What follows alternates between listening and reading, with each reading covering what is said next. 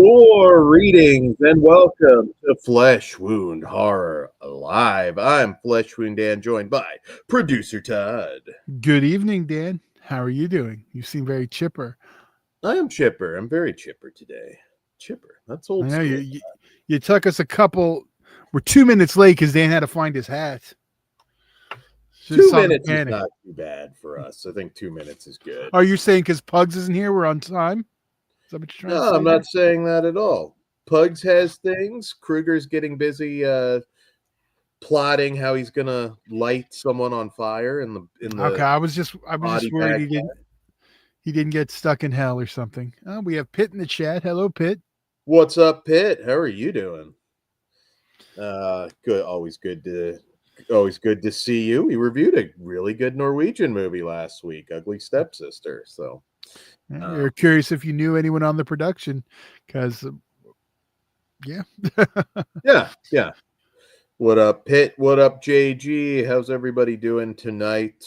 It's a beautiful day here. It's like 79 degrees right now. I like when it gets dark later, because yesterday when I went to go see Revenge of the Sith in the theater, it was at a 7:10 showing. I left at like 7:30 and it was still bright outside.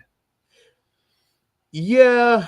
I like that when I'm driving though, so it's kind of nice. Like you said, it's like, oh, okay, it's 9 o'clock and it's just starting to get dark, like I like that. I don't know. Damn. Okay, it gets darker later there. We're dark by 9, and I just see Pitt says he's fine. He didn't really know anyone from the movie. Okay. Well, check it out anyways. I think you'll enjoy it, Pitt.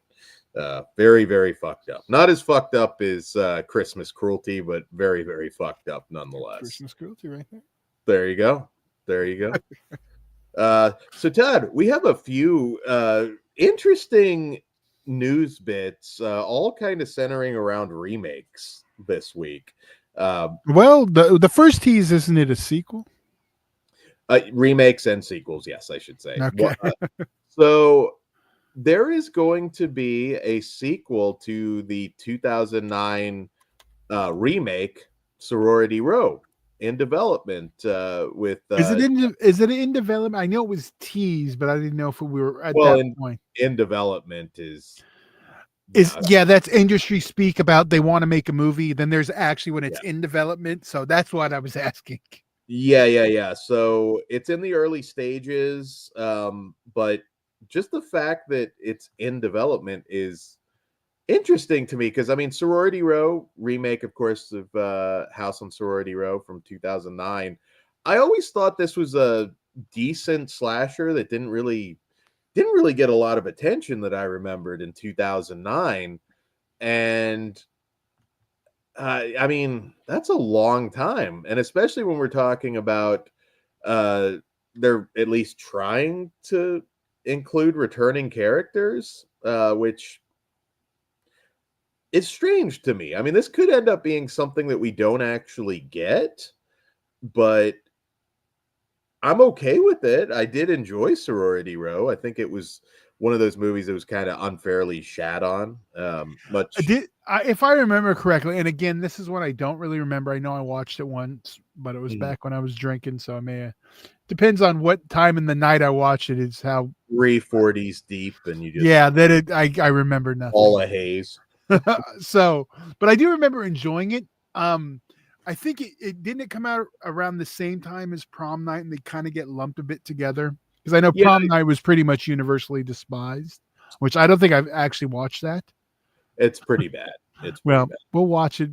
Yeah, for a Prom Night show soon. That was a weird time too, because it's like you had stuff like the My Bloody Valentine remake coming out, which was gory, perverted, and just a ton of fun.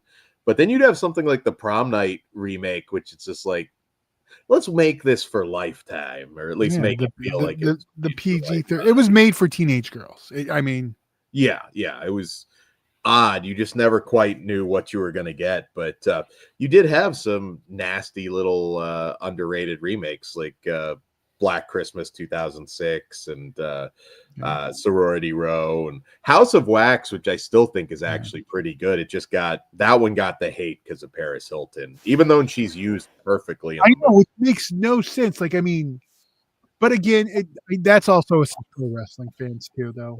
She's impaled on a pole. Yeah, that's how you use it. You make the money off the hate, and that's the way they booked it. Like we know you hate her, so come and watch her movie where you get to see the person you hate die gloriously on screen. It makes perfect sense. They should have said that in the trailer. Hey, Paris Hilton, come watch her get slaughtered. Spoiler alert, she doesn't make it. She ain't the final girl. But yeah, no, if she would have been the final girl, that would have been. Yeah. This is welcome news for me. It's just I didn't think that this movie had much of a fan base, to be honest. I mean, I reviewed it pre-YouTube with Melissa back in Creepshow Radio, and I remember like a lot of like comments on that episode where people were like, I didn't even know there was one. And it wasn't that far removed from the movie at that point. So this is interesting. I'm kind of excited for it. I'm going to revisit it and see, what we're going to get. So that's a sequel, but there's a lot of remakes that are apparently. I don't think we use that word anymore. I think they're reboots now, Dan, or requels. Requels, whatever. Same thing, God. So one, The Faculty. I really feel like they're gonna fuck that one up. I don't know. I'm one that's not like it's not super close to my heart. It was a decent movie, but I don't have that like love for it. I know a lot of you millennials do. So I'm curious to see what they do with it. I'm curious to rewatch the original now. Again, I know it's from producer extraordinaire. I'm surprised they don't love it, but yeah, I don't know. I just kind of feel like modern high schoolers in this situation. So it's more about that than the movie. You just don't like the young people of today. I just feel like they're not going to get it at all. That's not true, actually, Todd. There've been several movies, but in general, Dan, you don't like the young people of today. Don't act like you do all of a sudden. That's fair enough. Yeah, that's what I'm saying. Like, I get it. So I don't know. I like it. Also had like a really good cast too. I mean, fuck. Jon Stewart was in The Faculty. Famke Janssen, Salma Hayek, Robert Patrick, Piper Laurie. Like that movie had just a. I'll definitely need to revisit that one. Didn't it just recently hit 4K? Yes. Earlier last year, I think. Yeah. Okay. Maybe even sooner than that. But yeah, it's a fun movie. I mean, I hope they'll nail it. It's possible. Another one, kind of indifferent about it. Hand That Rocks the Cradle is getting remade. That's one of my favorite films, the original, which whenever we start doing our suspense doubles, which that is definitely one, that and Pacific Heights will be the first show whenever we finally pull the trigger. I do love that. Like one of my favorite motion picture scenes of all time is the interaction with her and the Black Ghostbuster, Winston Zeddemore, and Ernie Hudson. There we go. I was thinking of his name. I was trying to get to it. He has a name, Todd. He's not just the Black Ghostbuster. God, Todd. Well, that's the way they treated him and left him off the posters. So let's not act like Hollywood didn't call him the Black Ghostbuster in every fucking pitch meeting, in every promotional meeting. That's just like every casting decision. Give me the Black Ghostbuster. Yeah. If it was Eddie Murphy, he wouldn't have been the Black Ghostbuster, but because he wasn't, he was the Black Ghostbuster. I don't know why I always revert to Vince McMahon with this stuff. You know what Men on a Mission needs? The Black Ghostbuster. Managing them. But I don't know. I'm kind of indifferent on that one. I mean, it might be really good. We'll see. It'll be a modern like suspense film. I get it. It's not going to be the original that was classic, but I'm curious to see the new take. I'd rather see a low budget version with Jessica Flux in the Rebecca De Mornay role. I want the Sean Donahue version of The Hand That Rocks the Cradle. Well, he's got his erotic thriller coming. So I've been seeing the stills coming from it. I'm excited. I'm excited as well. Check out our interview with Sean Donahue. This one is really going to come down to casting, but Arachnophobia, which I'm in. I'm always, killer spiders. I'm in for that. I like that movie well enough, but it doesn't have like a special, like you must not. I'm not huge on that one. It was cool. I don't know. You gotta cast somebody really good in the John Goodman role. Just get John Goodman back. Screw it. I got a pitch for that one. You could be an old exterminator. It's possible. Still working. Since he's dipped his toes in horror, Tim Dillon in the John Goodman role. Tim Dillon. He was in Thanksgiving. The chubby dude. No, yeah. One of the most famous comedians currently. Not Stingray. Come on. No. Well, you know what? Not the worst. That'd be funny, but not for the right reasons. Progress Wrestling champion Stingray, Paul Hauser. There you go, wrestling machine. But I'm kind of cool with this one. I'm in for killer spiders. Yeah. I think that one I'd like to see a more horror version of it. Yeah, that was definitely made for mass audiences. But I'm telling you, dude, you cast Tim Dillon, you have no idea how popular Tim Dillon is. Like, that'll get you some extra butts and seats. Fuck, it wouldn't be as good, but you could cast Bert Kreischer even. Just whoever you're going to put in that John Goodman role, make them memorable. I can see that. Yeah, as long as they don't force in the shirt gimmick, then it'd be fine. He takes it off to fight this. See, it's not a good movie that we're talking about now, but I kind of want to see it. Yeah. You have a buddy team up like with Otis, since they planted the seeds. Otis and we are talking about the Arachnophobia remake. That is yes. That's almost one too. Like, fuck, it's been a minute. Like, maybe we have to come up with the reason to review that, because I don't even remember how it ends. I mean, you could just kind of consider it a sequel. You don't have to have returning characters, but I don't feel like it has to be a remake. Cujo. Now that one, I don't see anything you're going to improve upon. I see. That's where I disagree. I've never been a fan of Cujo. It's all right. Oh, yeah, okay. not it. So I think there is room for improvement. I don't know if they'll be able to do it, but I've never been a huge Cujo guy. I am shocked. I feel like I know we've been doing a lot of double features that will be dropping on the channel soon, but maybe we need to do some Stephen King. Because that was one of our... Well, I don't know if it was you and me, though. It might have been me and Melissa back in the day, but that was a very popular episode, just tackling some of the film adaptations. We'll time one out for whenever the next big theatrical King drops. We'll do a couple. We'll do a double. Yeah. But no, Cujo, for me, it's just like I don't really see you taking that and making it bad. I think it's because I hated the little boy, the kid. Yeah. So I was like, I don't give a shit. E.T.'s mom could be safe, but fuck that kid. Yeah, I mean, I don't know. Some of these are kind of intriguing. Sorority Row as a sequel is just wild. But yeah, we will see. I believe wasn't a major director tapped for the Cujo? I don't know. I don't remake. I don't know. This is your notes and your segment, Dan. Why? Yeah. Well, either way, it's just like I still don't feel like it's going to be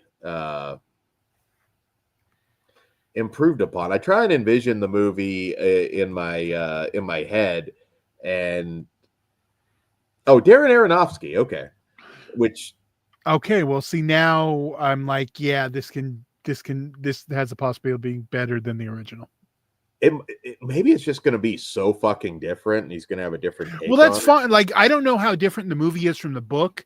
I mean, it. if we're going back to the source material, it could be a totally different movie because half the movies then weren't even close to the books. So, or the short stories. And I don't know what that one's is. That one's off a book novel, right? Not a short. Yeah. So yeah, we'll see. Like and honestly, well, a Ben lot of is the saying it's a Netflix series. That's weird though, because I'm seeing remake come up. Although, well, I guess it can still be a remake series. So what the fuck do you do it as a series? well, if you're building that makes sense. You get them, they're out of the car to the car.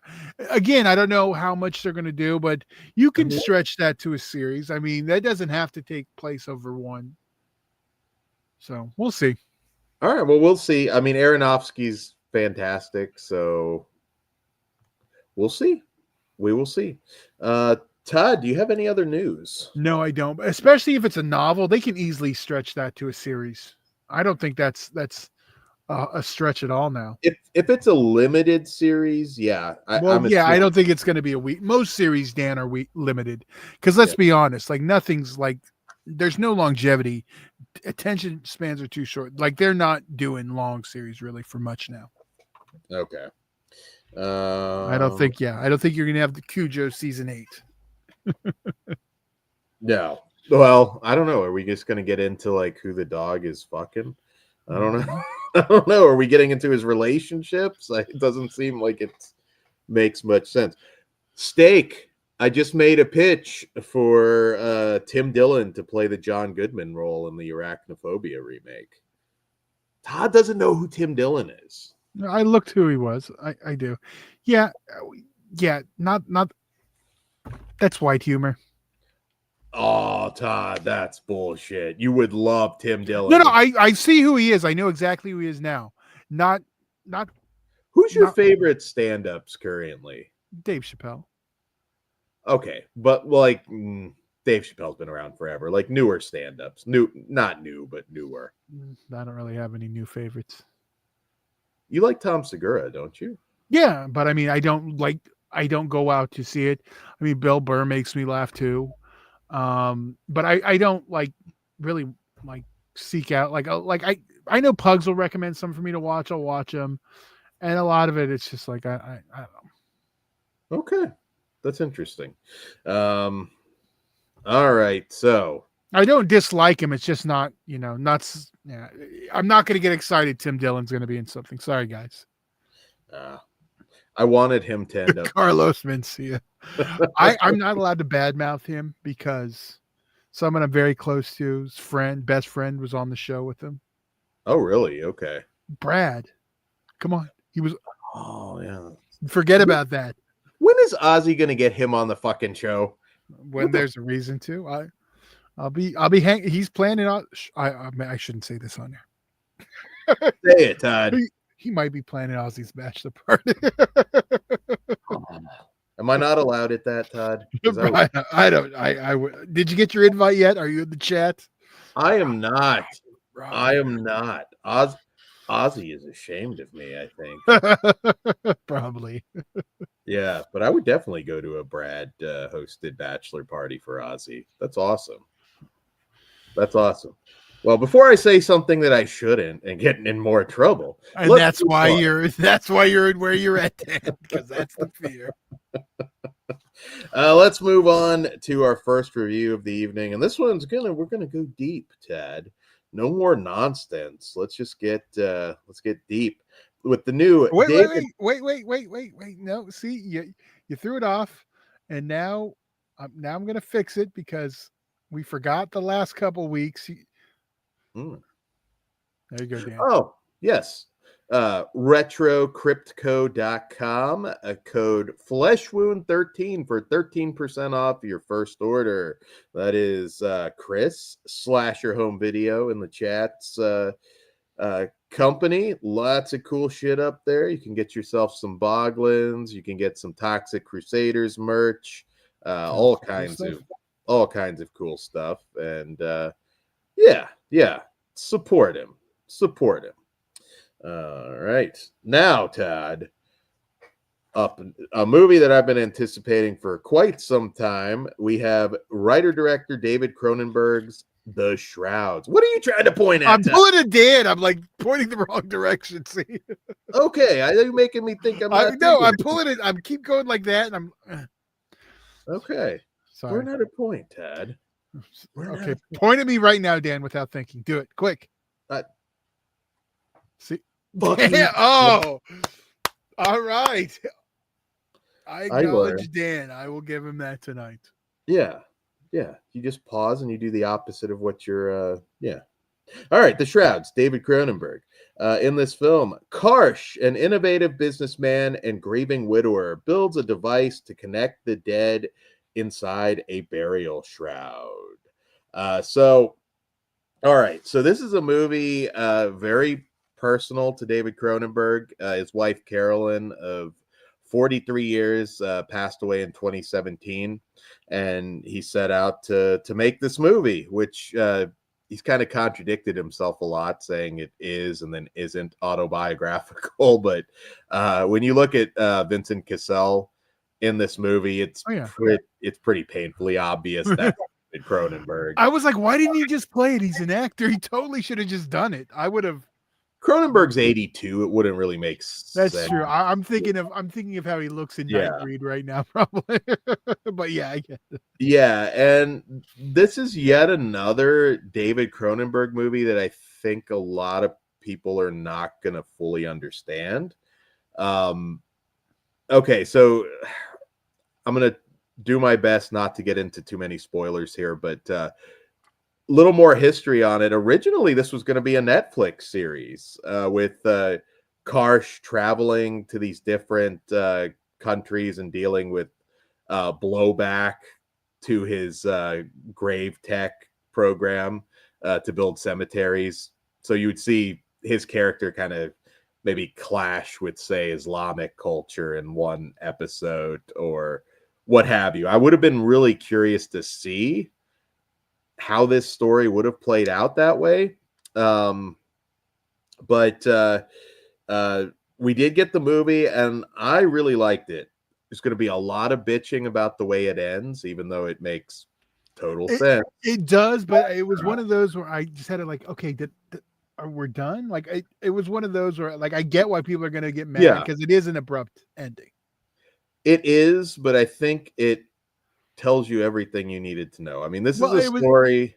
Oh, go ahead. I was just going to say it was never going to spell it out for all the people who wanted it spelled out. And I think that's what's the one thing that's missing for people that I think are going to be annoyed by that. It's not spoon-fed at the end.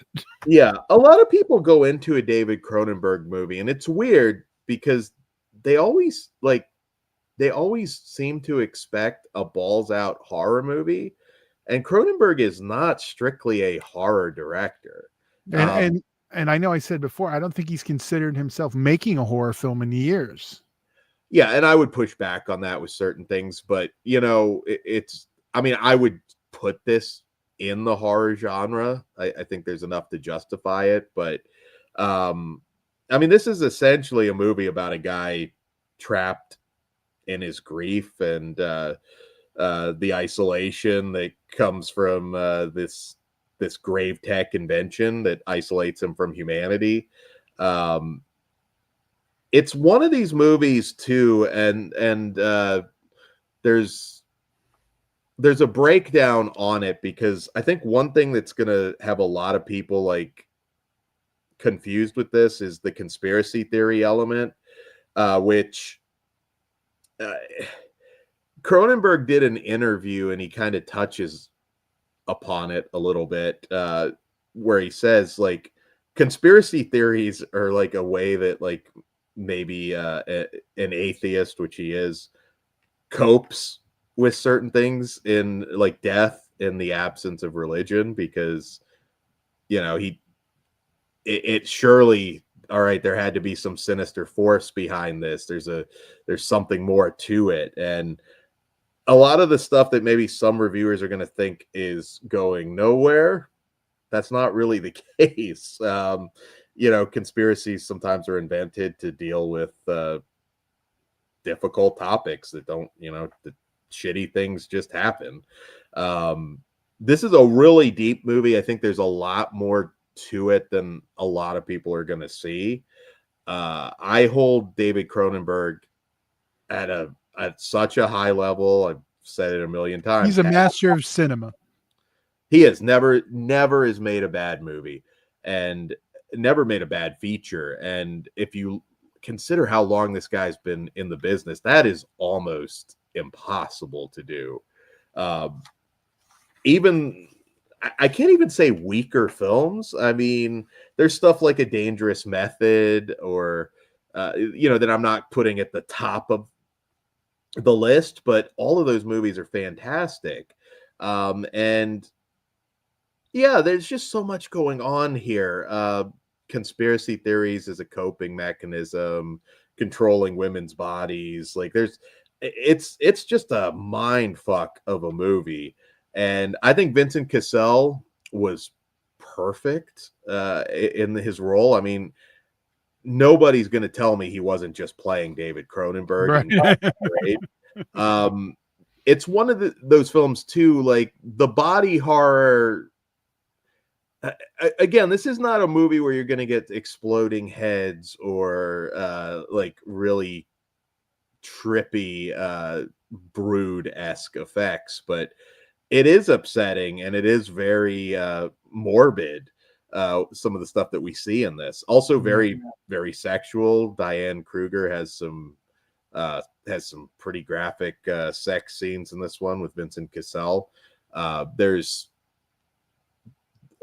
again, I'm trying to dance. It's a hard movie to really truly spoil, if I'm being honest. But it's a journey. It's one that you want to just go in and sit with. If you're fucking around on your phone with something like this, don't even bother. It's not going to catch you. You're not going to get it. And I don't want to make this movie sound like so confusing that you can't get it. It's just, remember, this isn't a story about like, oh, this guy's the bad guy and he's going to reveal himself at the end. This is an experience movie, and it deals with a lot of heavy shit that I think, quite frankly, he does brilliantly. I need a little more time to sit with it, but this might be my favorite of some of certainly his recent output. I prefer this to Crimes of the Future. Okay. Yeah. I'm willing to say that much right now. Yeah, I do too. And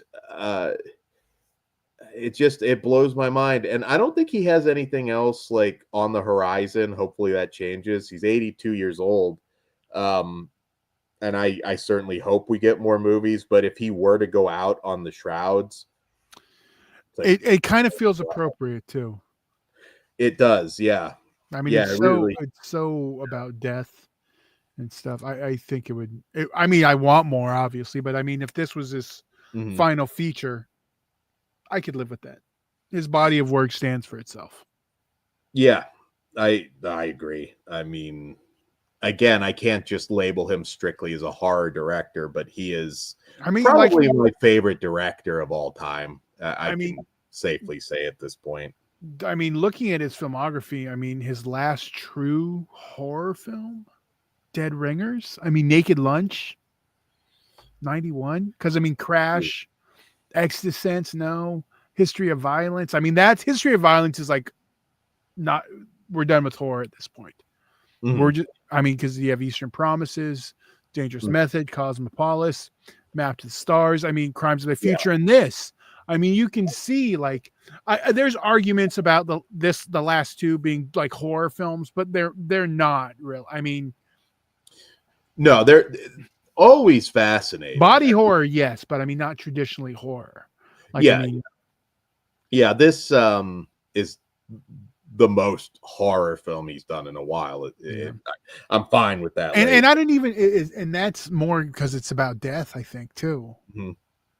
It's weird. So it's also kind of interesting because looking at some of his interviews, he didn't want like to do traditional flashbacks of like just moments in time. with his wife, or not his wife, but Karsh's wife. But like kind of like a dreamlike version of some of the wife's more difficult moments Right. fighting the disease. Heavy on the eroticism, and I think Vincent Cassel plays his part perfect. There's just that sort of detachment and calmness. It's not a movie where you're seeing him break down so much, but yeah, this one kicked my ass. I thought this was fucking fantastic, and you still get your grossness and your weird, bizarre sexuality. So it's there for you guys, but there's a lot more going on. And zombie, no relation with Diane Kruger to our Michael Kruger. Oh, well, there you go, Kruger. That's a good thing. Go get it. Don't have to change your name. Keep well, she's missing the E. Oh, that's true. One of them. So watching this, and obviously I'm going to be rating this one pretty high. Yeah. It's sad now because you're looking at it. David Cronenberg, 82 years old. John Carpenter, 77. I mean, it kind of doesn't seem like he's going to make another movie. He definitely, like, it is a star, Walk of Fame star. You can see the age, but I mean, he's a heavy smoker for. Carpenter's not living clean. Dario Argento, he's living good. Yeah. Argento, 84. Sergio Martino, 86. Very different kinds of directors, but Joe Dante's 78. Lloyd Kaufman's going to be 80, I believe, this year. You always make Lloyd older, and I got to double check his. He's 79. Is he? Okay. I think you already tried to make him 80. That's where I'm getting offended. Charles Band, 73. It's like all of, again, very different. I'm not comparing Charles Band to David Cronenberg, but like a lot of these people that we love are getting way, way up there.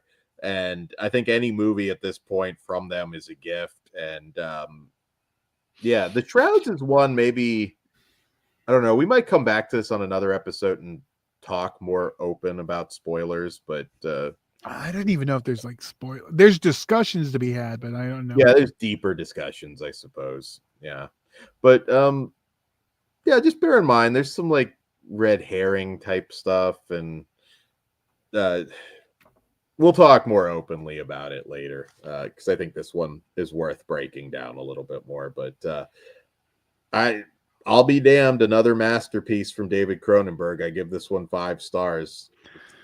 I'm not quite at 5. I'm a 4.5. I do really recommend it. It's just, yeah, 4.5. Not right there for you. That's okay. That's okay.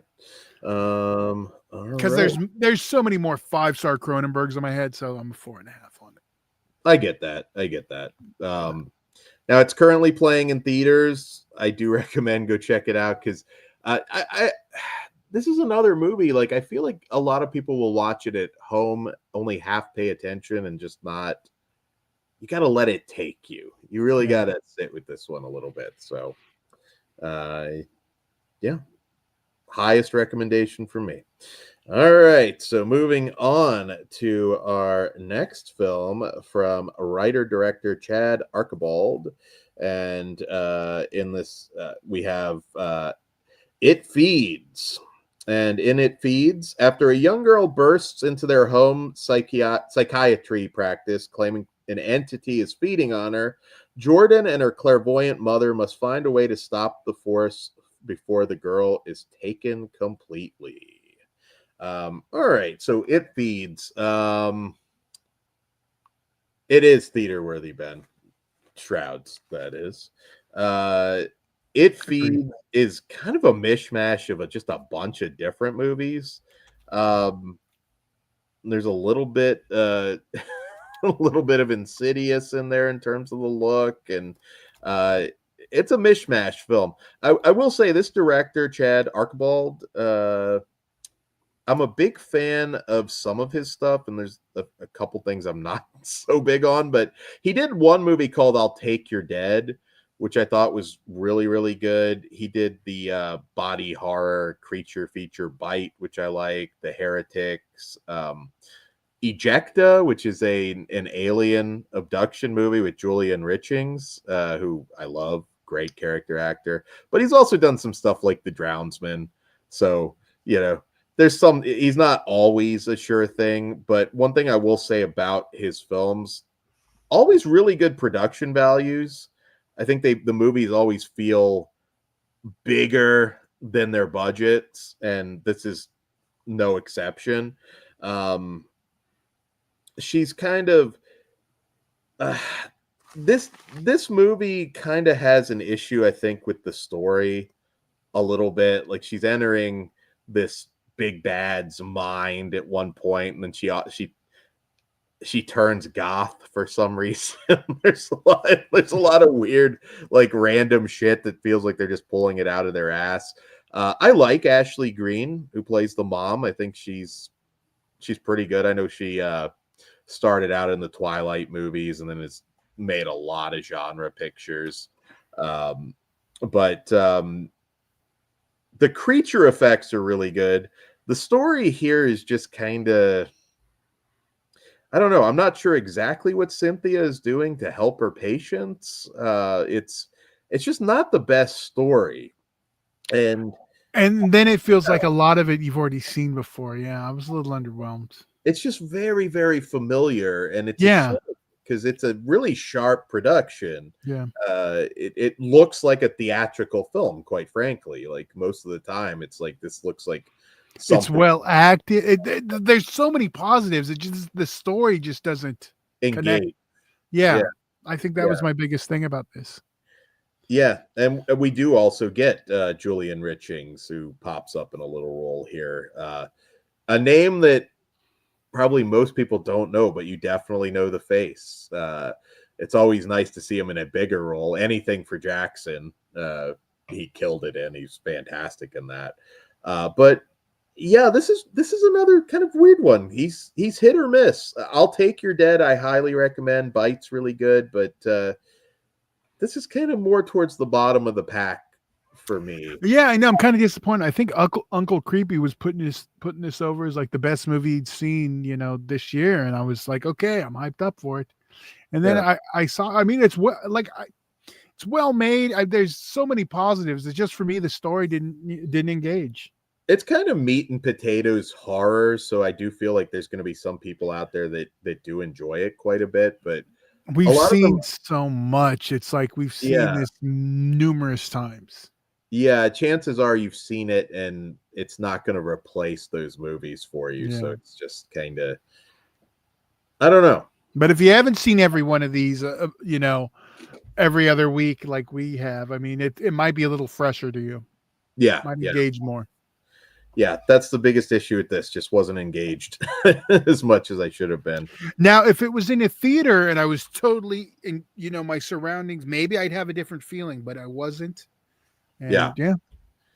I think Uncle Creepy might have set expectations a little higher, because I was like, unless this is going to pull like an extreme twist or something out, like this really just feels like a whole lot of. And honestly, why avoid fucking reviews and other people's opinions ahead of time?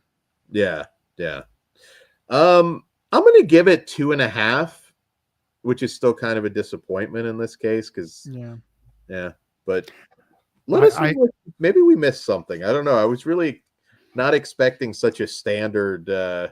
I think I might have hyped this up a bit too much. I'm with you. I'm right in the middle at a 2.5. Like, well made, good looking film. Just again, story felt like I'd seen it before. Yeah. So that's it. Feeds. Let's make you Dan. You got to say the whole title. All right, I do have it in my notes, Todd, so I will say the full title. You tried to shorten it in the description. I was like, that's not the name of the movie, Dan. You can't really hashtag that much shit. I understand, no, but when you in the description, you just called it by. I did. No, 100%, Dan. I added the rest. God, bullshit artist. Okay, you want me to call you? You want me to prove to you on air that I'm not lying? I will do it if you're going to push me. Okay, are you talking the hashtag? No, I'm talking the description of the movie. You just put psychotherapy. All right, that's fine. Because I had to sit there and type it out The whole thing, because you didn't do it. All right. Well, I'm going to I was say that cussing you every letter. I'm going to give you the whole fucking show right now, It's like, Todd. well, it's the full name of the movie, and you only gave 2 words. I was like, this All is right. Here we all go. right. Thank you. No interruptions, Todd. From writer-director Tolga Karasalik, we have Psychotherapy, the shallow tale of a writer who decided to write about a serial killer. And in this film, which kind of gives it to you right there, we follow a struggling writer in the midst of a divorce, befriends a retired serial killer played by Steve Buscemi, who incidentally becomes his marriage counselor by day and killing counselor for his next book by night. Steve Buscemi is like an actor. Anytime you get him, especially in a lead role, it's like kind of must see because he kind of plays a lot of like side characters. He always steals the show, but when he gets something really meaty to dig his teeth into, it's worth going out of your way to watch. I always put over Boardwalk Empire. I think that is at least as good as Sopranos. That's 100%. amazing fucking series. Now this is not a horror movie. If you're looking for Steve Buscemi, like carving up ladies of the night or or anything like that, it's not the Steve Buscemi Maniac reboot. Which I was watching this and thinking, I was like, why don't we just remake Maniac again since it went well the first time, and let's just have Steve Buscemi do it because he would be fucking great. He would be great.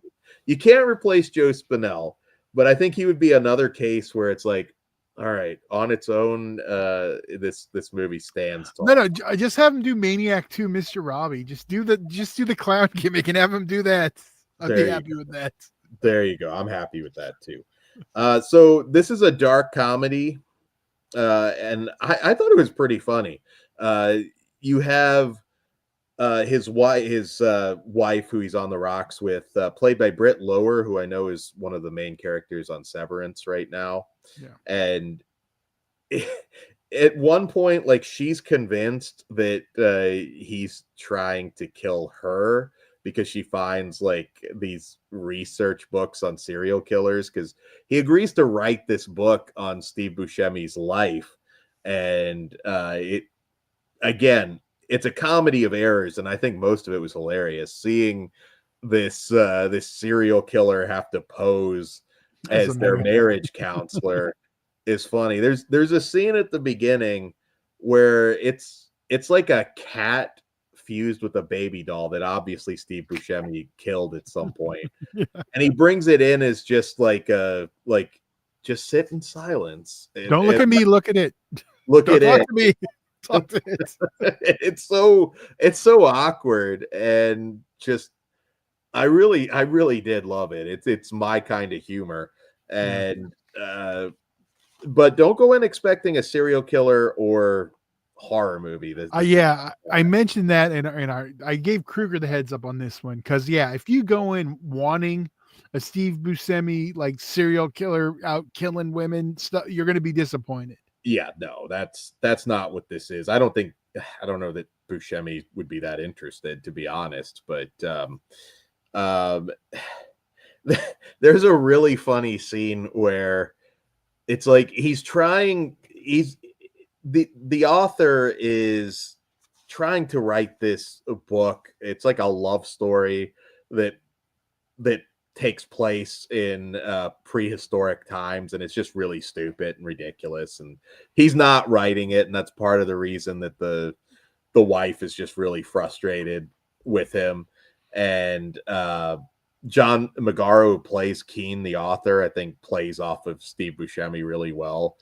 There's not a whole lot of like humor in terms of him just being afraid of Steve Buscemi. He kind of accepts all this. Yeah, just pretty easy. It's like, okay, you're a retired serial killer. You're my buddy now, and we're going to go on these adventures. I think what really he gets into it so quick, because like that first, like they talk the first time he's awkward, but then when he's drunk and then he kind of gets in the situation with the wife, it kind of forces them to keep that story going. So I think that just plays through the whole accepting it, because he's like, well, shit, now I got to bring him to be the psychiatrist. So I'm kind of like locked into this lie. Yeah. I'll write your book if you can save my marriage. Yeah. So it basically, it is, it doesn't feel like it feels like it makes sense why, like, he's just like, whatever, we're moving on. Like, And I was howling when we get to, so I don't know exactly the the logic in this, but they have this idea like Steve Buscemi has to, in his head, he's got to understand what it is to be both a serial killer and a victim. So they get this idea that they're going to kidnap his publisher to convince him to write this serial killer story. And they go to an Albanian guy, an Albanian mafia type guy, to get him to kidnap the publisher. And that whole segment in that restaurant is just hilarious. The fight scene that ends up breaking out, there's a llama involved because this Albanian guy took somebody's llama because he owed him money. It's just it's so wild and so over the top. I just had so much fun with this one. On the possible downside, this is one of these movies, and it almost makes a joke out of it. Like there isn't really an ending as such. I mean, there kind of is, but like it kind of leaves a few things dangling a little bit. But I enjoyed the journey so much that I'm not going to hold it against the movie. I had fun, and it gets pretty fucking crazy at the end. I love the ending. I love when the stuff comes out. I kind of thought partners might switch up, if you know what I'm saying, without being too spoilery. Yeah, there were a few different directions I thought they might go, and they didn't. But I think that the end, when we really get like it will be in the apartment in the back. It just all comes together so well for me. It's just such a good ride. It's fun. If you like, I love to watch Steve Buscemi work, and this is, he's doing great stuff here. Yeah, and you don't get to see him kill people really, so that's I don't know. This might be one of those weird movies that maybe just doesn't find its audience, which is sad. As far as I'm aware, at least anybody that I've known has not reviewed this yet, which is a shame. It's a dark comedy. I mean, that's really what it is. It's a dark comedy. I mean, yeah. Psychotherapy. I mean, that's right there in the name. Yes. He's a psycho and he's doing therapy. Yeah. So yeah, give this one a watch. It's a fun, quirky, dark comedy. I wish it had, maybe it could have stuck the landing a little bit more, but I didn't have any complaints. I think it gave me what I wanted in the bathroom. Then we have the little part after. I mean, it makes sense. There's a little more from Buscemi that I would have liked to have seen, but other than that, I had a fucking blast. I give this one 3.5 stars. What say you, Todd? I'm a 4 in this one. I had a really good time. All right. Psychotherapy. And now we move on to our Shudder original for this week, currently streaming on Shudder, and it is Frewaka. Definitely the funniest. Shout out Black Metal Werewolf on Twitch. Oh, okay. Welcome. Keeping an eye on the Twitch. I guess I got to create that at some point. All right, so Frewaka from writer-director Aislinn Clark. This follows a student of nursing palliative care who is plagued by trauma from her past that has a disorienting effect on her present, her relationship, her career, and her ability to function. So just to expand a little bit, she's this character played by actress Claire Monelly, Shu. Her mom just passes away, self-deletion, and her and her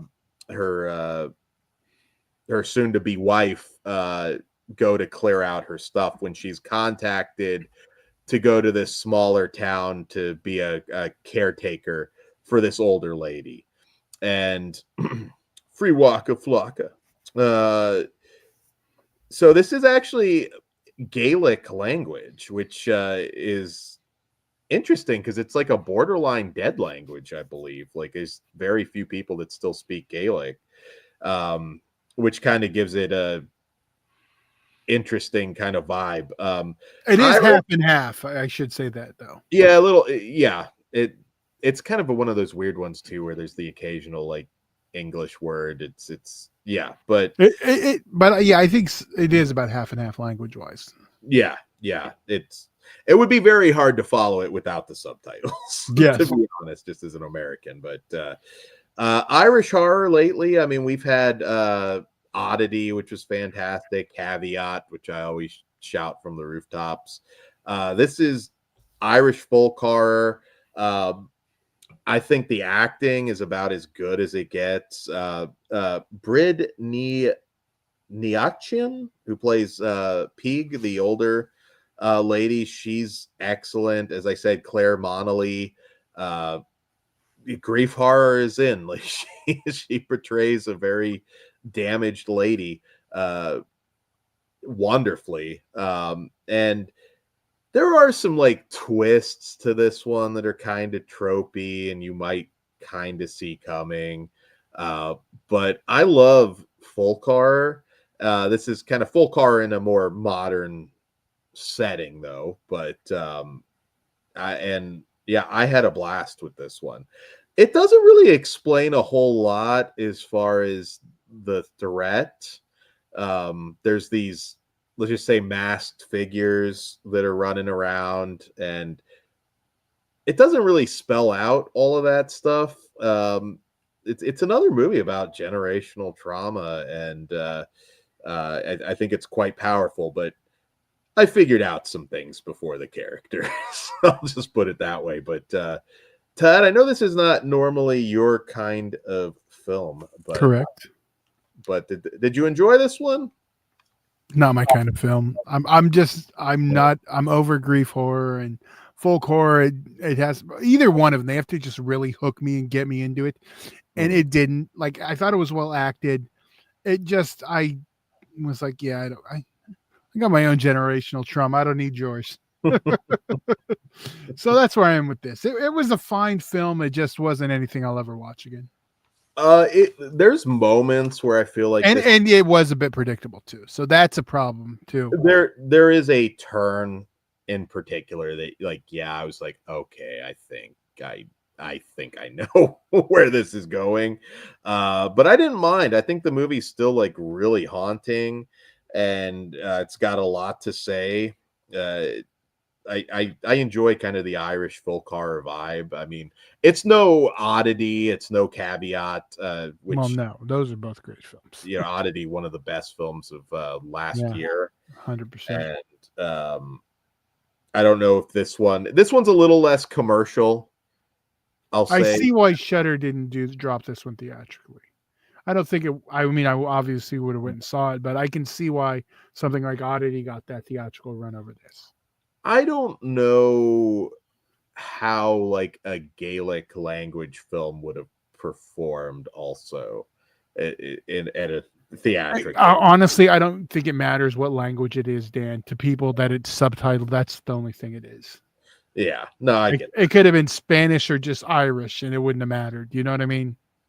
Well, I still really like this one a lot, and I think it's worth checking out. But I'm with Daily Ghost on this one. What up, Ghost? Can't wait for folk horror to fade away. You're not a folk horror guy, Ghost? Not Wicker Man, Midsummer? I feel like you like some always with the dead sticks on the posters, right? Well, dead sticks are ominous. Yeah, okay. Because Blair Witch was so scary. Sorry. I'm gonna trigger a whole group fan base with that one. I'm a Blair Witch 2 guy. So, how many hot goth girls were in Blair Witch 1? Just saying.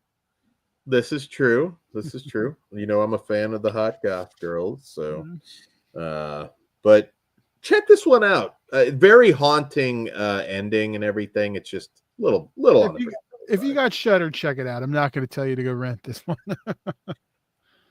Todd, go ahead and rate it because I know you're going to be a lot lower. I'm a 2.5. I don't Give want this to a 5, overdo Dan. this. I'm just gonna kick you off Oh, the street. oh, it's not 5. Okay. I'm a 3.5. Okay. Bear That in mind, I fucking love full cars, so I will probably watch this again at some point. But that's my jam. So, slasher home video. Dead sticks are only cool when they're shaped like spooky symbols. are you not an Evil Dead Usually fan? not. Because I like the sticks in there much better. They are very Todd. Todd Yes. sticks. That's what we're gonna call them now. Frewaka, by the way, means roots apparently in Gaelic, and yeah, yeah. You prefer the the the cooch roots is kind of what Cooch. cooch roots. That is the word of the day. Cooch roots. It's a Gaelic word. Okay. Well, Enough. from Gaelic to PlayStation, I guess that's our transition. Yeah, let's transition into our other theatrical movie of the evening, which is This will be spoiler free. We're going to go into a spoiler section after this where we'll talk comparisons to the video game and the movie. I'm just throwing it out. Dan has no knowledge of the video game. I actually saw the movie first, played the video game all the way through, played the whole game, and saw the film again. So I'll have my perspective of before and after too. So we're going to get into that into the spoiler section where we'll also talk freely about the last episode 2 of The Last of Us, since you guys have had time to watch it if you missed it. And that's a big episode. So we'll touch base on that a little bit also after. Sweet. So on that note, Dan, tell them what Until Dawn. All right. So from director David F. Sandberg, we have Until Dawn. And in this film, a group of friends trapped in a time loop where mysterious foes chase and kill them in gruesome ways must survive until dawn to escape it. So as Todd said, the only thing I know about the video game is it's a you decide, pick your path kind of thing. So I've heard of the game. I'm obviously not reviewing this, comparing it to the game, which we played a very similar game, The Quarry, when you were here last time, which is the same idea where you're playing and you choose what to do. Which I need to finish that game, so I might do that very soon. But I did start. I'm into this Until Dawn game now. I'll tell you that much. Okay, so strangely, I'm going to first just say this movie is stupid, but I had a good time.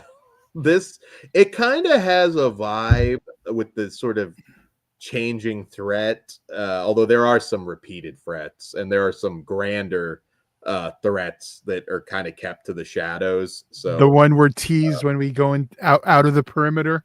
Yeah. There's some things kept to the shadows, which is fine. It's obvious they're gonna probably try and make a sequel to this, but it has a Halloween Haunt vibe with all this different stuff coming at them, and it does. It kind of has like this, like we're going through the Halloween Haunt, and we should mention it is an R-rated picture. They didn't go the let's get it to the PG-13 audience.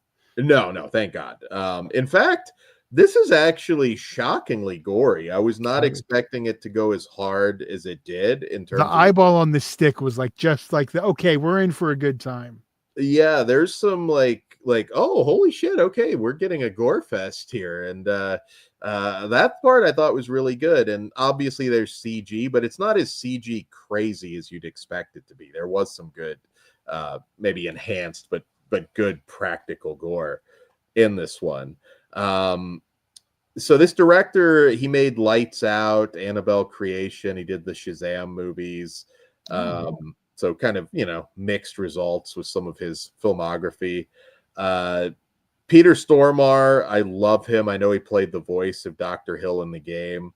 Always great seeing him. On the critical side of this one, it does kind of lack an emotional punch. Like, I feel like I should care a little bit more about some of these characters. Like, she's going there to try and find her sister who disappeared, and it's hard to get that care part though when they're dying like all the time. Like, so this is one I kind of figured out pretty early in the movie. I'm like, I'm into this. I like time loop stuff. I'm gonna turn my brain off because yeah, there's some plot points that kind of go nowhere without spoiling everything. I think that kind of plays into the game though too.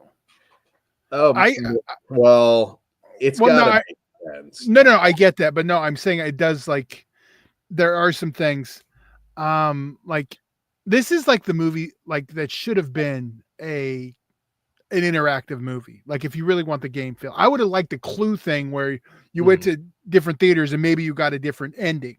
That would have been some they should have gimmicked this up is what they really needed to do. I'm Like kind of shocked, yeah, that that's not something more people tried to do. Like gimmicks to make you go see it 2 or 3 times. yeah, like I think the Clue and like that idea of just even if it's just that instead of doing a a choose your own adventure, I think that would have made it like cool. Felt a little like Cabin in the Woods to me, Ben says. Yeah, I can get that. There's one scene towards the end that it might be one of the dumbest things I've seen in movies in a long time. And again, I had a lot of fun with this, so this and it'll be reflected in my rating. But I'm curious if some of the things that like don't go anywhere, you have to also remember they forget everything every time. They don't remember. That's why. But I'm talking like we have a psychic medium character Right. where that doesn't really like. We'll have a better discussion of this stuff in our spoiler section because I don't want to give anything away. Okay. But there is a scene, and I'll spell it out more towards the end, and I'll just say it involves coffee, and I'll expand. I'm looking at this, and I'm just like, this is so fucking dumb.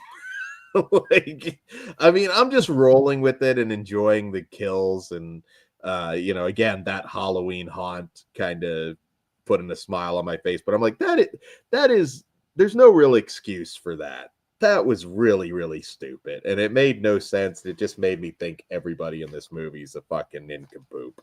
But if they're forgetting, Ben says, too much of them doing the whole let's separate every reset. And Black Metal Werewolf says, the found footage movie Dark Web had 3 different endings in theater and no one knew what ending you would see. I don't remember that. And that's probably a case of better advertising, but that's a great gimmick. Like, if a movie like this kind of catches somebody's attention,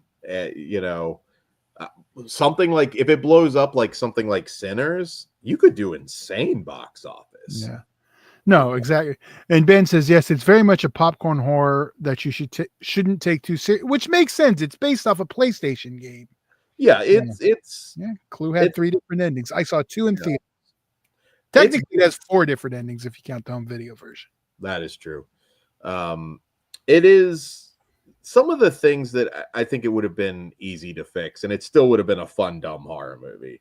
But I have to call them out. I mean, it will bother some people, but I'll get more specific in questions when we get to spoilers. Okay. Did you recognize the one actress from Freaky Tales? Which one? I don't want to say the Asian girl, but I oh yes. Oh, duh. Yeah, she's very good in this. Also, Odessa A'zion from the Hellraiser, the recent Hellraiser movie.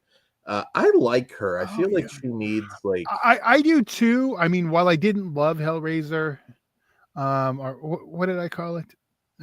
The 13 Ghosts Hellraiser. Oh yeah, 13 Ghosts with Cenobites. There we go. Still got it ready to go. But I like Odessa a lot. I feel like she needs more meaty roles. I know. I agree. A lot of shit for a character not being super likable in Hellraiser, but I think it all kind of makes sense. I like the cast. That was the one thing I was going to ask. Like, this was for me. It was a likable group of young people. I didn't dislike like Until Dawn. You mean now? Yeah, sorry for Until Dawn. Even the one who's supposed to be a dick, I was like, it all makes sense to me. Like everything he did. Well, so I didn't have any major likability issues. Sometimes they come off as stupid, but yeah. To be fair, young people are stupid. Sorry, young people. Yeah, this is true. Yeah, Ben says could have said the psychic then. I had a lot of fun with it. I really did, in spite of all of its flaws. This is one that crack open some beers, watch it with your buddies. You might be making fun of certain portions of it, but you will have fun. So that's my thoughts as a non-gamer who is not comparing this to anything with the game. Todd, was this with like a quick one to beat? How old is the game? Because I don't. Oh, timeline came out. It's 10 years old. Came out in 2015. I played the PlayStation 4 version that's available on PlayStation Plus. So I didn't have to buy it. But now that I've played it, I want to buy the remaster and play it again because they redid everything. Now, here's one thing I don't think you know. This, I'm going to say some stuff. We'll get into spoilers with some of the comparisons. I'll tell you where it's timeline-wise it goes also. Yeah. As Ben says, it's a choose-your-own adventure game, so it depends on your choices. Yeah, it is. And it's for me, it's easy because I'm still getting used to this controller. I'm not a big gamer. So that's why I played the Quarry specifically when I first got it. When I did, I was like, oh, you got to play Until Dawn. Mm-hmm. So when this movie was announced, I asked Kruger, should I play the game or watch the movie first? He's like, at this point, watch the movie, then play the game, which is what I opted to do. Okay. And I was going somewhere with this and I lost where I was going, but play the movie, then watch the game. Yeah. And then I watched the movie. Watch the movie, play the game, watch the movie. So when going in the first time knowing nothing, I had a good time. This is just like a turn your brain off fun movie. I had a good time. The cast was likable. It was a cool premise. Now, game wise, I know I told you Larry Fendison was one of the voices. He's actually one of the writers of the game, and his studio's like the one behind the game. I feel like Larry Fessenden would have tightened up this movie a little bit more. I would have. Yeah, I think the game is really well put together. But here's the thing: this I don't think is a spoiler. The game isn't a time loop game. I didn't know that going in. So it's just you're playing through the game and you choose what you do and it affects what you get, like different things. But once you've played the game through, the idea is that you can go back to any point in the game. There's all 10 chapters and you can go and play just that chapter and change things that happens. Like in the last chapter, I had one character who died and I was like, I can go back and I can change that character who died and they would survive or someone else. So you can do that like through so you can go, I want to go to chapter 2 and change this and then play it from there. Okay. Or you can just play it all over from the beginning and different people live, different die, you get different things. So in the premise of the game, we don't have the time loop, but you actually continuing to play the game is the time loop. Because now next time you play, maybe Hayden Panettiere's character won't die, or maybe she will. Like casting wise, I don't know if you're familiar who's in the game. I know you know Peter Stormare. What is it? How do I say it? Remy Malek, I know, is in the game, right? Yes, he's. And if you have a good eye, watch this. He is Hayden Panettiere. Those are the big ones. And then, as you already mentioned, Peter Stormare is also plays the same Dr. Hill. So it's all there. That one's set in the snow, though. This is a little different setting. Hold on. I want to read zombies. Okay. But yeah. Oh, your initial question was how long did it take me to play? Each chapter, there's 10 chapters. It says it takes you about 8 hours. It felt like it wasn't that long because I played it over 3 days. Because I did a couple chapters the first night, and then I did like 4 chapters, and then 2. And so it took me a few days. I just, and then when I was like, you know what, I'm gonna go see it again after I see Revenge of the Sith. I wanted to get through it, so that night I just finished the last 4, and I had a really good time with it. Fun game, and I do want to go back and play it again and change things. I think I'm not going to play it all the way through from the beginning until I pick up the remastered version, probably next week. So That's that for that. We'll get into spoilers and I'll do more talk about different things and let you know where in the timeline and all that stuff is and some of the stuffs you had issues with, and we'll talk about that more in depth. So, Sweet. anything else? Well, non-spoiler. Let's rate it. But that's what I was gonna say. If before that, anything else non-spoiler? No, I think we can rate it all right. and give it to that. Go for what it. Say you, Todd? I feel like this is high, but I think watching it twice, I really got into it. I'm a 4.5. Okay, I figured you had to be high to see it twice. Well, no, that actually the second time was more of like I need to do a complete review of like taking it in and seeing stuff. I'm really glad I did, considering we're a couple guys down, so I can really give you that comparison.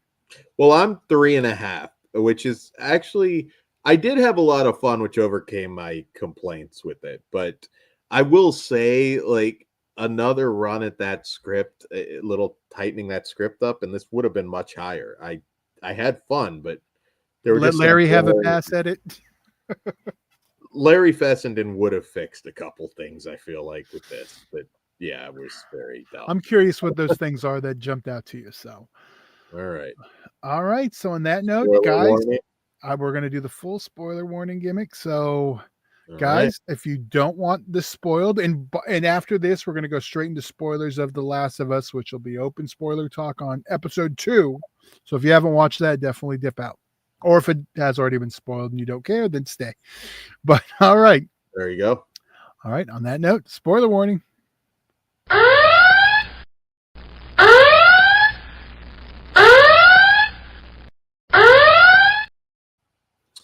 All right. So, dumbest moment. Okay. Which one? And I feel like there's another way you could have written it so it's not so glaringly dumb. So Peter Stormare is in a room that's fucking leaking. Leaves his coffee on a table. Number one, I don't know, where did you make this coffee? As far as I'm aware, coffee is made with water. So it's he's leaving it like on a table where there's like fucking like the water, if you've seen the film, makes you explode. So it's tainted water. Great gore moments, by the way, when people just start parts of their body just start blowing up. Like I said, for the gore hound, this delivered a lot more than I expected. But his character's like just giving like one of these like mustache twirling speeches. He's turning his back. She's right there near the coffee. And I'm like, surely there's some twist here. Because like we're just going like full on just dumbass with this right now. and no, that was all there is to it. She just moved the coffee, let the water get in there, moved it back, and Peter Stormare blows up in a big puddle of gore. Didn't bother me. I knew what kind of movie we were. This was a popcorn movie. Yeah, but there's still logic. You can be. I get it. It's just, this is for when the kids are looking down on their phone at home. They don't have to think, and it's just to make sense. I guess so. I did have an issue with the lack of an emotional punch with the two sisters. Like I never felt that really at all. Yeah. And again, I don't think it's the actor's fault. I thought everybody was good. There was some funny bits. It's suspenseful. Our slasher character, one of the main threats, is really gnarly. Like he felt like, oh, okay, that's a cool design. That could be another slasher icon if you wanted to focus the on slasher him. Character is in the game also. Okay, yeah. Like he really comes off as like an invincible Jason Voorhees type, and it was quite suspenseful when he was on screen. They weren't able to do a whole lot to him until they decided to team up. Okay, we were talking about the ending. There's a little blink and you'll miss it spot, and like I didn't notice this obviously the first time. It wasn't until the second time I watched it when he's talking about the papers and reading her like papers that he has about her. On the desk when he's talking about the slight slashers and about it being one that's a common one. There's another paper on the desk he taps on. If you look, it's Remy Malek. It's Joshua, the character from the game. And timeline wise, this takes place before the game. Because when you see the monitors at the end and you see that car pulling up to the snow house, that is the game. Oh, okay. I kind of like gathered that because yeah, the sequel tease. I was like, okay, I'm assuming this is like either right before or right after. I wasn't sure time where we were, but okay, so interesting. I think this movie's doing okay, and I think like it'll probably get a lot of views on streaming. Do you think we'll get a sequel? It's done respectable numbers for an R-rated horror picture. It's not, I mean, this week's box office was a hard one for anyone. I mean, we have 4 movies that made over $20 million, which hasn't happened. In I 2 can't remember years. how many years. Yeah, it's Yeah. been years. So it's a really good weekend. And if we didn't have Sinners, would the horror audience be going to this a little more? I don't think we would have gotten a $20 million picture, but maybe we would have got a 12 million. So That's kind of what I was thinking. I can see this kind of hanging around a little bit. now, if it would have been, now the problem is if you make the game and use the cast, it's a lot more expensive movie because one's you got Remy Malek and now. Well, you know what though, Remy Malek, like how much does the Oscar mean after a while? Because nobody went to see his last movie, The Amateur, which I I meant to, but couldn't I, get to I it. I did, and then I watched the original 71 version, which also does have a pool scene. I didn't know. It's kind of funny. Okay.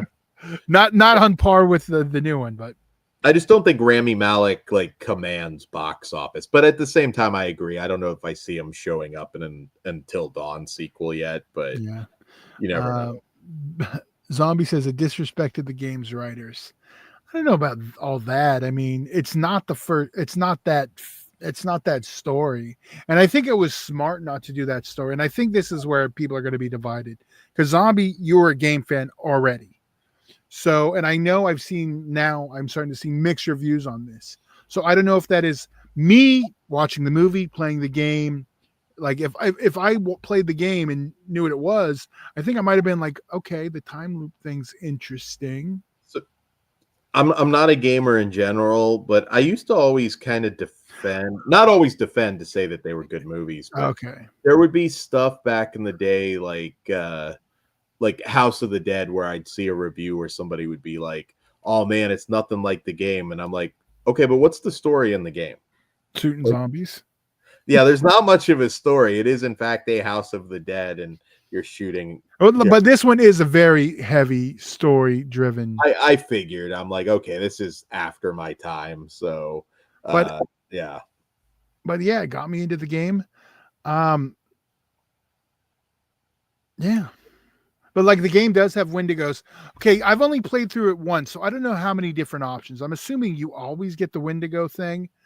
But okay, some of the stuff, like the big creature in the rain, like that, like, yeah, I'm interested in that. But I think that's just to keep them where they are. I like that. Yeah, you could kind of argue. It's like, yeah, don't you just stay the fuck where you are. You got to evade them in a smaller space. But I'll be honest, like I forgot that they didn't remember each time until the second time, and I was like, all right, because they do the whole where he pulls out his phone and they're watching all this stuff. Because we're probably at the fifth loop, and they realize they're at the 13th, and then we watch a bunch of the stuff we missed. I like the way it was put together. I naturally like time loop movies, and I like that they bring it up and they don't go too hard with it. They're kind of like, and he's just, oh, I guess it's kind of not like those movies. Correct me if I'm wrong. Like you're looking at the book and it's like 13's where it stops. Nobody's beaten beyond 13. But then like the VHS tapes, they're looking at like some of these people that obviously on day 11 or 10 or 11 or whatever it was are like full-blown monster. Once they're Wendigos, they're Wendigos. But I'm saying it's like, why did they have these dramatic changes where they're just like monsters? Because I think at one point because it's a slow process. No, I understand that, but like they make it the 13 days and they're starting to get like the guy's got the spine thing and everything, but they're not like mutants running around. Right. Well, because they didn't get the full turn yet. My question is, and this isn't explained, is once they hit dawn, does all that stuff regress? Like, does he still have the spike, like the little things on his back? I mean, I'm assuming not, but I'm yeah, assuming if you make it through till dawn, you're yeah. okay. I mean, I guess at that point, like, okay, I got some extra teeth and shit. Like, I guess you can move on. Yeah. I'm not really expecting these characters to factor into a sequel. No, but I again, like if again like that, even the tease at the end doesn't mean that's the story we'll get next. I mean, I think the thought process was, well, okay, if we're one and done, we at least here you go. There's the game. There's what you guys love. So like, I get it. Like you'd be like, oh, okay, cool. Like if you're a big fan of the game, like I know what's next. It's So funny too because Larry Fessenden did a Wendigo movie. yes, he did. Um, yeah, okay. Zombie, you've played, like, I don't know how many different things you face. I'm looking forward to playing again and seeing, like, I don't know if just your changes, like, I don't know how much, because like the game talks a lot about the butterfly effect and like your choices, mean this, and you find clues throughout. Mhm. But yeah, yeah. If you played games, Dan, this is when you'd like. And Zombie mentions there's like like you can just play it on the remaster. Like, I think the remaster did the same thing as the Quarry, where you can direct the game and sit back and watch it.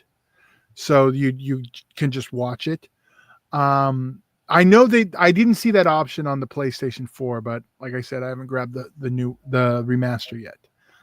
I did watch the trailer to see the improved graphics, which was cool. And I played this on the big screen, so I was like fully into the game. So it was really cool. So yeah, I liked it. I look forward to more in this universe. More, I'd love a sequel to the game. Yes, I got. It's one that is too bad it didn't come out while I was down there because I think we all would have had fun seeing it together. Yeah, I got killed by the tears. Okay, I didn't. That happen. Okay. I accidentally got Hayden Panettiere killed at the very end. Oops. You could absolutely get her in See, here's the thing. She's too old for it now, though. Like they're well, yeah, but I mean, she could be a different character or something. Yeah. I feel like Hayden Panettiere is at the point where she's going to start showing up in Asylum movies. I don't know. I feel like she's entering that stage. Yeah, but the main evil is the Wendigos. And do we always have the slasher character? Ben says, I always try to get them to do the worst choice. See, the first time I played through, this is the way my mindset was.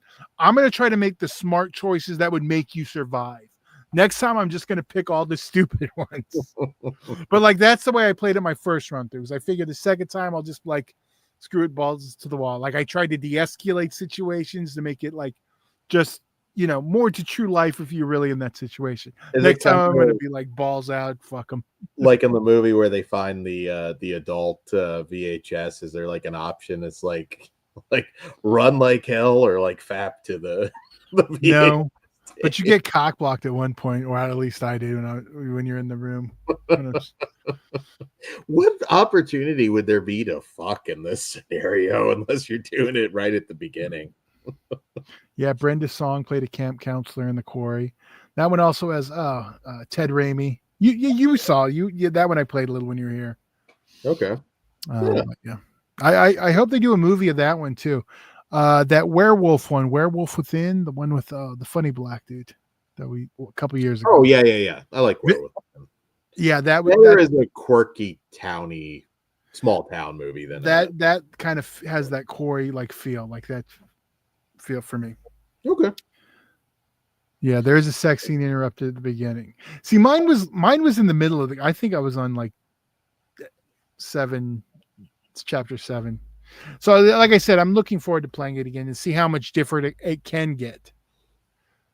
The spirit girl. See, but yeah, overall, I did enjoy it. So I'm glad I waited to play the game, and then like seeing the movie again, that you could see little nods. Like I noticed like the Remy Malek picture Like, so I was like, okay, so this is like right before, and it was like a lot of piecing it all together. So it was a good time. All right. So any other questions like game wise compared to movie before we switch, Dan? I don't know. No, I don't think so. I mean, like I said, with video games, it's kind of, I guess it's changed, but I was always like, what exactly do you expect them to adapt? There's Well, very this like little this one story.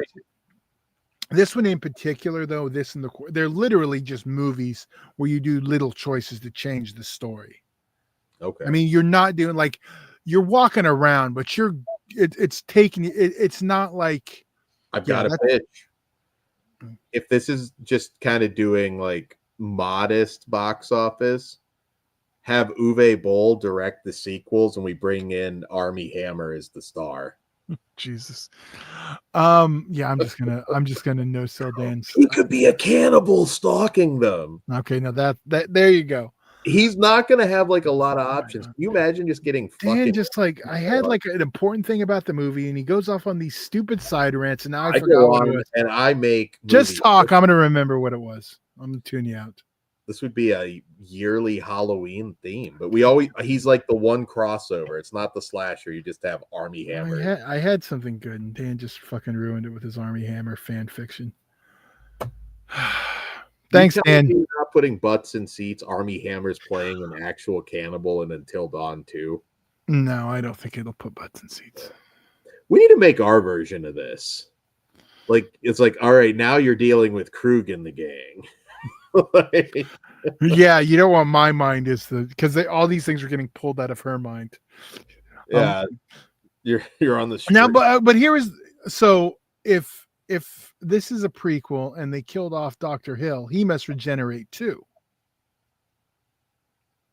Yeah, that there's a lot that's not really clear, and maybe you can fix some of it, but yeah. I don't think you need to. See, that's the thing. Not everything needs to be all explained at once. You didn't have like you go to classics like Nightmare on Elm Street. Not everything was explained. The mythology grows as time goes on. So I'm not saying this is Nightmare on Elm Street. Don't get me wrong there. But I'm just saying it just doesn't make sense. Yeah, but I'm saying it could later. Yeah. Look, the water thing was dumb. The water thing, I get it, but I was like, whatever. Yeah, it's like, am I supposed to take this as like a serious villain at this point? Like that is, I really thought there was going to be some switch, or he was going to, I don't know, I'm like, this can't just be like he's going to blow up right now. And that's the big, like, I moved the cup and moved it back while you were twirling your mustache. That's all there was to it. It was kind of stupid, but it made me laugh, I guess. So whatever. Yeah, that's being outsmarted by stupidity. I get what they were doing, but Ben says they could have just made a movie about people going to a cabin and run into a slasher and then win dingoes. Yeah, they could have, and I like that we didn't just get a retelling it. They made you remember it's a game. Like all the stuff that they added, I think the time loop stuff or the repeating. Like if you played the game, it would make I get it. Like I didn't get it at first. So, but after it made sense. Like I liked that they did that. I mean, I was expecting like a time loop situation while playing the game, but I get what they were going for. Okay. So, yeah. Well, we will definitely cover any sequels that are made, and I encourage you to go see it. Watch the Shrouds, and then if you want to come down with something a little more just goofy fun, watch Until Dawn. Yeah, that's actually how I ended up doing it. Yeah, you won't go home depressed that way. Or maybe you will if you're a big fan of the game. Maybe. But all right, I think that's all no, wait, it's not. Fuck, we got a TV show to discuss. Well, this is gonna be heavy spoilers because we tried to avoid them the first time. You know what's funny? I'm looking at the new Max logo, how they like got rid of the purple because they're realizing changing the name from HBO was stupid. Now they're back to HBO colors. If you click on Max, all the purple's gone. Oh, I'll never call it Max. It's HBO. But see, I don't get that logic. You're just being dumb. I'm just gonna keep fucking saying it. That's the logic. And then they'll bring it back. I wouldn't be surprised if they do. I get the idea about it because HBO is the prestige brand. You should call it Cinemax just to annoy him. That's what you should do. Yeah. I'm watching The Last of Us on Cinemax. Dan, that's your new gimmick. There you go. You're welcome. There we go. Okay. So I know we'll have episode 3 and 4 once everybody's back together. But just to rewind to Last of Us season 2, which once again I have not played the games. I kind of suspected that this was coming because I've heard different allusions towards how heartbreaking it's going to be and all that stuff. Yeah. So I was kind of like, okay, Joel's gonna. I didn't know it was going to be episode 2, but I don't know how long.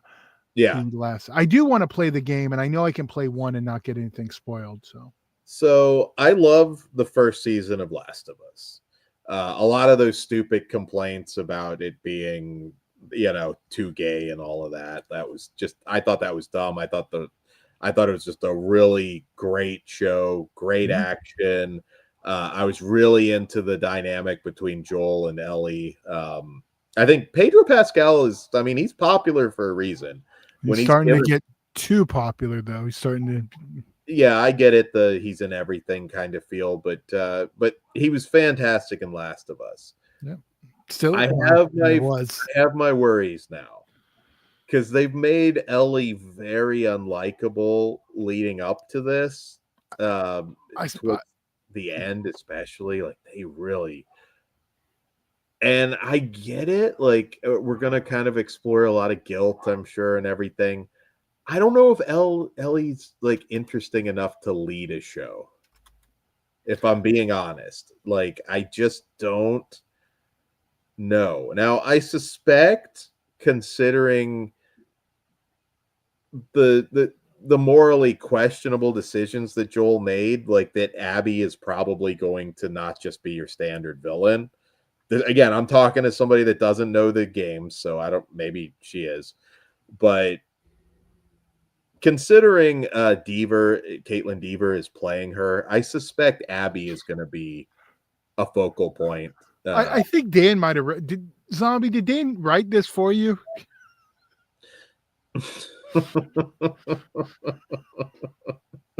Okay. Well, I'm not going to read that, but okay. So sorry if you're listening on Spotify. You got to watch the video because Dan wouldn't read it. Well, it was funny. Something about the daughter of Maniac Cop. I believe has been compared to Chunk from the Goonies in some. I see. That's just rude. I get the Buzz Lightyear one, but horrible people making fun of a child. So, like the Abby character would have her perspective. And I mean, look, we've seen on Walking Dead, we've had villains that have done absolutely atrocious shit that become the heroes in the show. I kind of suspect they might do that. I mean, I feel like I could follow Caitlin Deaver's story maybe better than Ellie at this point. I don't know how quick they're going to stick to the game, how close, they're going to stick to the game. I have no knowledge of the game. So, yeah. Has it been close so far, guys? I mean, I know some of you guys. Yeah, you people that played the game out there, like throw us 21.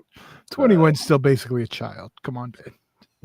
But so I did have a little bit of an issue. Caitlin Deaver, I think, is a great actress. I wasn't feeling like, I don't know, I wasn't quite buying her like torturing somebody like that. It just didn't. I don't know. I had a little bit of a disconnect there. But I don't think she's going to be like the big bad. You don't think the girl from Booksmart was believable as doing all this shit? Yeah, like I was waiting. Like, is she going to hook his balls up to like a car battery? I get what you mean. I'm not afraid of little white girls, so it doesn't work for me. Yeah, there's that intimidation is just not. It's just not there. And so I had a little bit of a disconnect. But my big thing is I just don't think Ellie can sustain this show. I mean, maybe they're going to bring in some more people. But I have concerns going forward. I don't know. I feel like this could be like great first season and then it all falls apart in the second. I've already watched episode 3, so I'm kind of holding my tongue on some stuff. So I think some of your complaints might be kind of going the right direction. I feel so like I'm not. We're not talking about that 3rd episode. I did like it. It feels like we're setting up the direction now that we've had this big event. All right. Well, you have more insight because I didn't get to episode 3 yet. Yeah. So no, there's really just it's a lot of setup. So okay, but we'll talk about that next. We'll do 3 and 4 next week. It just kind of feels like the show's like doing a total reboot. I'm guessing maybe there's going to be a lot of flashback stuff, but I don't know if we will. I have no idea. I mean, yeah, because I know like the general idea is already out there. We just don't know it. yeah. I don't know. I'm not out of it yet by any means. So Concerns. So since you knew something big was coming, didn't feel shocking at all to me. There was no shock to it. It was kind of given away without directly. Once that shotgun blast to the knee happened, I was like, all right, so this is the big thing. They're killing Joel. That's how it felt, because I was like, okay, I hate to say it, I would have flipped it if that's the way it was in the game, and I would have had them kill Ellie. Well, that's just because you hate her, though, Dan. But honestly, that's probably how they got paid. I didn't hate her character in season 1. She grew to be very unlikable. But yeah, man, that might have been an interesting twist. Joel's got to do this, then he lied to her, and I don't think she carries a series. From what I do understand, there's been a big drop off with season 2 in terms of views. So I don't know. It feels like it lost their star. That's probably how they got him to agree to it. It's 1 season and 2 episodes. You know what I mean? Like it's, especially now, I think it's probably good that he was only committed to a little bit of season 2 because he's so in high demand now. It would have, look how long it took us to get this, you know? You think this is a Westworld case though, where, great first season, and then it just kind of... It's possible. It's possible. I mean, I don't have much faith in Warner Brothers anymore, so. Okay. Well, we will see. I hope that they will wow me with episode 3 and 4, which I will watch ASAP. And Todd, is that it for spoilers now? Yeah, I'm gonna pull the spoiler. Sweet. So, what do we have coming up next week, Todd? We have Rosario with David Dasmalchian. We have that, and we have the Surfer. Nick Cage. Yeah. Kruger better be back. Also, you guys, next week you want us to cover Russ, not horror, but I figure we should.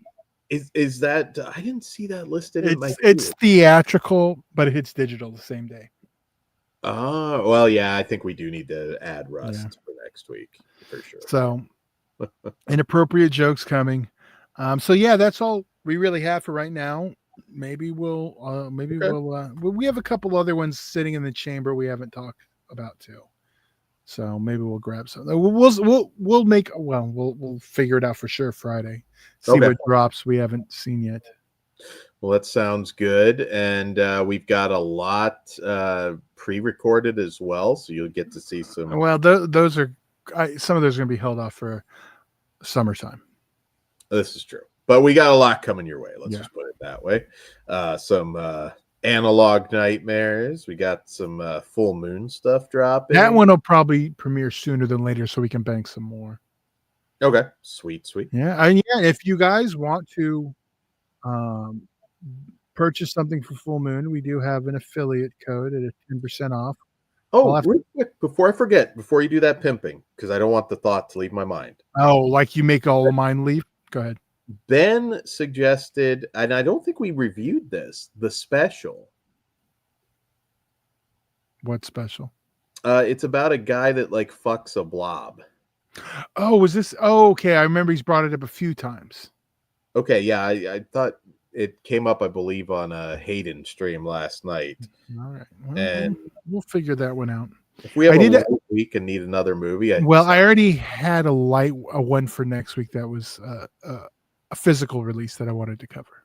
Okay. Perverted sex is like Yeah. flesh wound, so we'll tackle it. Yeah, maybe. I don't know if we want to do too retro. We'll talk off air. We'll figure that All out. right. That's cool. And tomorrow, Vinegar Syndrome. Yeah, the halfway. I'll Hey. grab something just to get my shipping early. Yeah, yeah. You know what? Wait, is tomorrow the actual halfway, or is that? noon. No, I know that, but is that just the May 1st ones, or No, it's it's also halfway to Black? way to It's Black Friday. okay. I just want to make sure. Now, is Yeah. that tonight, or isn't that one a I midnight believe one? it's noon time. I fucking wish it was No, midnight. 11:59 mid. That's in. Oh, no, No. 12:01 p.m. Okay, I'm looking at the end time. Okay, yeah. I was like, you're getting me like, Well, oh, no, because it's weird. I thought the halfway. No, the actual halfway sale. the I could have halfway is sworn. full noon. I could have swore that they used to do the halfway sale at midnight.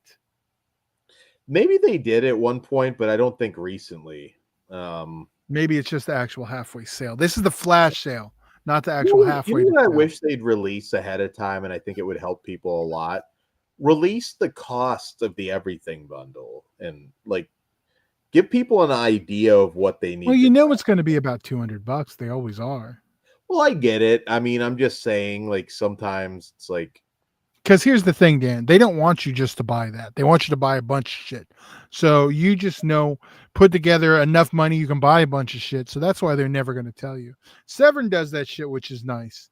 They will give you the bundle prices ahead of time. yeah, it's like, all right, like, because these things are so expensive now. It's like, hey, I might need to do a couple side jobs to make a little extra cash to pay for this shit.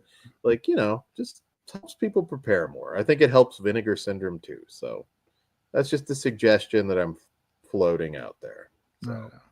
I think since I'm no longer a subscriber, they wait extra to send my shit now.